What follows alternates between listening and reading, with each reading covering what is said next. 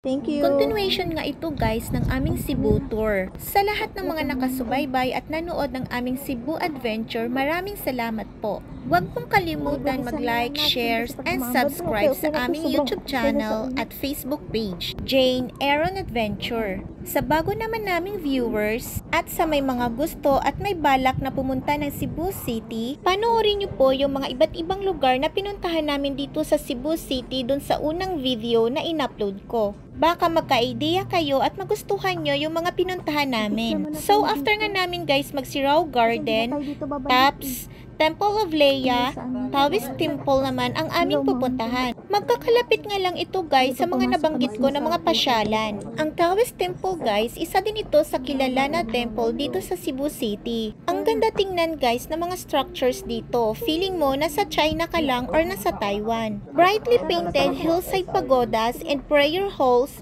with striking dragons design and view over the city. Sagradong lugar pala ito guys, kaya dapat bawal maingay. Dapat rin nating respetuhin ang kanilang culture. Walang entrance fee dito guys, kaya libre lang ang pumasok dito. Ang mga parking area dito guys ay bandang baba. So mag-e-entrance tayo dito sa taas at mag-e-exit naman tayo doon sa baba. Sabi ng tour guide namin guys, bawal maingay dito sa loob at bawal din magpa-picture sa loob mismo ng temple or yung sa harap ng altar. Sagrado po daw kasi iyon. Pero kung gusto mo mag-pray or magsindi ng insenso, okay lang naman po. Open naman po siya sa lahat sa gustong pumasok sa loob mismo ng temple. Doon banda sa kanilang praying area. Hindi ko lang alam kung ano talaga ang tawag doon. Magaganda nga guys ang view dito sa loob. Kasi feeling mo nasa ibang bansa ka rin. Na-miss ko tuloy yung Taiwan, ganito kasi madalas naming pinupuntahan pag nagagala kami. Bandang taas nga guys ng bundok, makikita ang temple na ito.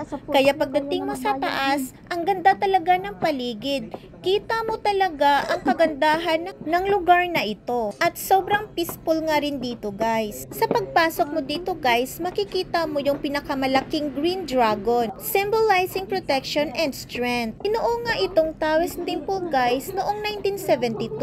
Meron nga ito guys na 81 steps para makarating ka sa taas. 81 steps, it represents 81 chapters of the wisdom scriptures. Yung Taoist Temple guys, replika nga rin ito ng Great Wall of China. Kung gusto mo naman guys mag-pray sa loob, you can bring some offerings like fresh flowers, fruits, and offerings for the gods. Ayun nga guys, sa nabasa ko kung paano mag-pray dito sa loob ng Taoist Temple. Base nga guys sa mga nakikita ko kung paano sila mag-prayer. Take 1 or 3 incense sticks, light the incense, and put on your palms together and say the prayer in silence. Pero hindi na rin kami pumasok sa loob ng praying area guys. Dito lang kami sa labas at nagpicture-picture. Ang ganda kasi ng mga view dito sa labas at sobrang tahimik. Kahit iba-iba man ang ating kultura at religion, ay kailangan nating respetuhin ang bawat isa. Hindi nga rin kami guys tumagal dito sa Taoist Temple kasi hindi nga maganda ang panahon, pabugso-bugso yung ulan. Habang pababa nga kami guys, kinukulit naman ako nitong mga pamangkin ko. Sabi may tag price pa daw yung damit ko. Sabi ko naman, hayaan mo na, hindi naman kita sa camera. Ang importante, may pang OOTD. So ayan nga guys, bumababa na kami niyan. Kasi unti-unti na nga bumabagsak yung patak ng ulan. Makikita nyo nga guys kung gaano kataas yung temple na ito. Kaya nakakahingal talaga pag umakyat dito sa taas. Yan pala guys yung green dragon na nagsisimbolo sa kanilang temple. Pagpunta nga namin dito guys ay hindi masyado matao. Unlike dun sa ibang mga pasyalan na pinuntahan namin, sobrang crowded. Dito nga guys sa area na ito ang pinakamalaki nilang altar. At sa harap nito ay makikita mo yung pinakamagandang view. Mula sa baba, paakyat sa taas, ay ma-amaze ka talaga sa kanilang structures. From this scenery guys, you can view the Cebu City including downtown Cebu, Mactan, and Bohol Island. Kaya sa mga nagbabalak na pumunta ng Cebu at gustong gumala, recommended kong itong Taoist Temple guys kasi sobrang ganda talaga dito. Open nga sila guys everyday, 9 AM to 5 PM. Kung hindi nyo naman alam guys kung paano pumunta dito, pwede kayo mag-rent ng private vehicles, motorbikes, taxis, or jeepneys. Pero mas recommend ko guys na sumali kayo sa mga day tour services para mapasyalan nyo din yung iba't ibang tourist attraction dito sa Cebu. Dito sa area na to guys, yung perfect na kumuha ng picture kasi sakop niya buong temple. So papunta na nga kami guys sa may parking area. Nagmadali na rin kasi kami at naabutan na kami ng ulan. Buti na lang pinatapos mo na kami mag-photoshoot. After kasi nito guys, meron kaming next na pupuntahan para mabuo namin yung aming day tour. Nakakapagod din pala gumala. Ubos talaga yung energy mo. Pero okay lang, ang gaganda naman kasi ng mga lugar. After nga namin dito guys, ay bumalik na kami sa pinakasentro ng Cebu. Ang sunod naman namin pupuntahan ay yung Basilica ni Santo Niño. Isa rin ito sa pinakasikat at pinupuntahan ng mga tao. At ito rin guys, yung pinakaluma na Catholic Church dito sa Cebu. Siya nga pala guys, sobrang stricto dito pagdating sa dress code. Hindi ka talaga nila papasukin kapag maiksi ang iyong shorts at naka-sleeveless ka.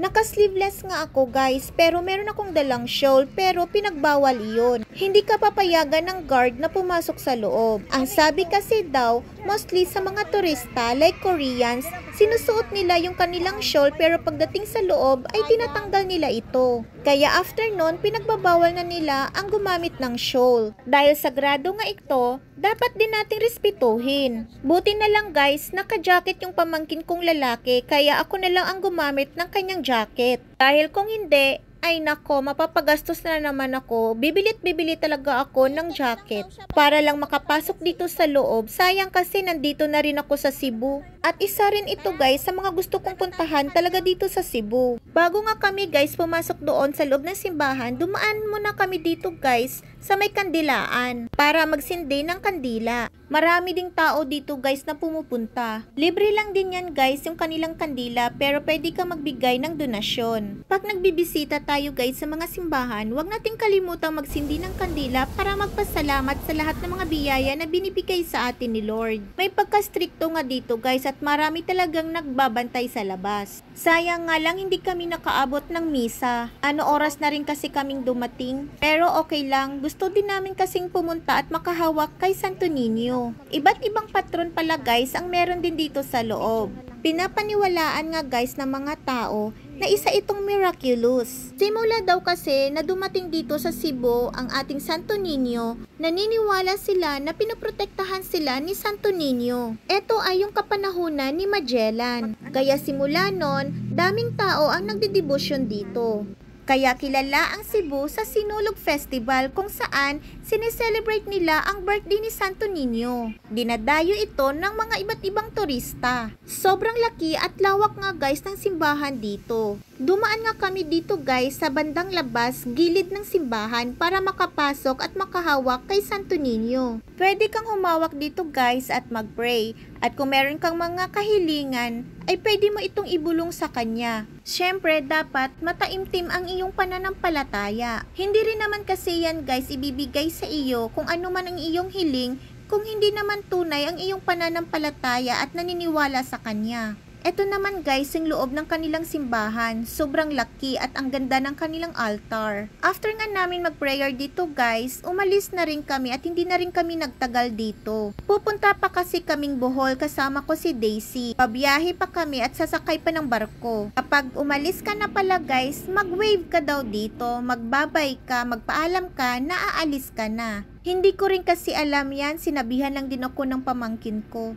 After nga namin dito guys, ay dumiretso kami sa Rico's Lechon. At gutom na rin kami sa mga oras na iyon. Kaya after ng nakakapagod na tour, ay magandang pumunta kayo guys at bisitahin nyo yung Rico's Lechon. Masarap talaga ang mga pagkain nila. So after nga namin kumain guys, ay dumiretso na kami ni Daisy papuntang Bohol. Yung dalawa ko namang pamangkin na si Daryl at si Pauline ay umuwi na ng hotel. Maiiwan sila dito sa Cebu ng 3 araw. Sasama kasi ako guys kay DC doon sa bahay nila. Yan kasi yung unang plan talaga namin. Gusto kong gumala doon sa kanilang lugar. Nung umalis na nga guys yung barko, ay umakyat nga kami sa taas kasi ang ganda ng tanawin sa labas. Makikita mo dito guys yung pinakamahabang bridge dito sa Cebu. Grabe, ang ganda talaga niya guys. Nung una, hindi ko talaga alam ito guys. Buti na lang nagsabi yung kasama ko na meron ngang tulay na madadaanan dito. Bago kami makalayo ay lumabas na kami agad ng barko para makita ito. Yung name pala ng bridge na ito guys ay Cebu-Cordova Link Expressway or kilala din sa Cebu-Cordova Bridge. Ito nga guys yung may pinakamahabang bridge dito sa Pilipinas. At ito rin guys ang pinakamataas na bridge dito sa Pilipinas. At dahil dito, naging national icon na ito. Pwede ka rin dito guys mag-jogging, mag-bike, hike across the Cebu and Cordova Link Expressway. Lalo na kung gusto mo ng panoramic views of the sea, city skyline, and Mactan Channel. Pero syempre, pag dumaan ka dito guys, mag-ingat lang tayo para makaiwas tayo sa mga aksidente. At para naman sa mga motorista, ay meron silang speed limit dito para makaiwas na rin sa mga aksidente. Na-amaze talaga ako guys sa view na ito, kaya sabi ko sa kaibigan ko, picturean mo nga ako dito. Kasi feeling mo parang nasa ibang bansa ka rin. Samahan pa ng malakas na hangin. Masarap talaga sa feeling, makakatanggal talaga guys ng stress. Perfect ito guys kung sinamahan ng sunset. Kaso hindi kasi maganda ang panahon, medyo makulimlim kaya walang sunset na magaganap. Dumaan nga kami dito guys, galing sa Cebu International Airport. Noong una, hindi ko alam na bridge pala ito. Paano? Ang dilim pa kasi nung dumating kami. Madaling araw. Sabi ko nga sa pamangkin ko, hala ang ganda naman dito. Kaso, hindi ko nga makita ang buong view talaga niya kasi madilim yung paligid. Sabi ko, sayang, hindi ko na ulit ito madaanan kasi sa Bohol na kami dadaan pag umuwi kami ng Manila. Buti na lang nakita ko ulit nung sumakay kami sa barko papuntang Bohol. After kasi guys ng Cebu day tour natin, ay susunod na naman natin ang Bohol Day Tour. Ikutin natin yung Visayas area. Very thankful talaga guys at nakapasyal ako dito. Dati kasi nakikita ko lang to sa mga picture at sa mga vlog ng ibang tao. Takip silim na nga kami guys nang dumating kami dito sa Tubigon Bohol Pier. Mas mura guys ang pamasahe dito kumpara sa Tagbilaran Pier. Siguro mga around 3 hours yung biyahe namin. Hindi nga namin namalayan guys nandito na kami sa Bohol kasi nakatulog nga kami pareho sa barko. Pagdating nga namin dito guys, sinundo kami ng kapatid ng kaibigan ko. O siya, abangan nyo ang aming Bohol trip.